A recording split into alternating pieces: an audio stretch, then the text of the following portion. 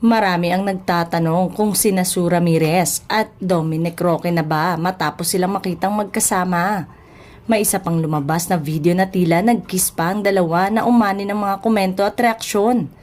Ayon pa sa ibang netizen, deserve naman nilang maging maligaya lalo at parehas naman silang single. Hindi lingid sa kaalaman ng karamihan ng tungkol sa hiwalayang Dominic at Bea Alonzo. Matagal naman ngang hiwalay sina Mayor Javi Benitez ng Victoria City at ang actress na si Sue Ramirez. Sabi, hindi raw boto ang parents ni Javi kay Sue. Yun ang kwento ng isang source, pero kung hindi boto, bakit umabot pa sila ng almost 5 years?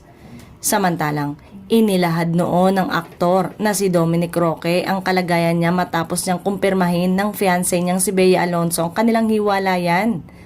Sa ulat ng sinabi umano ni Dominic na ayos naman daw ang lahat at nasa moving on stage na siya. I'm okay, sabi niya. I'm happy. Actually, everything is okay.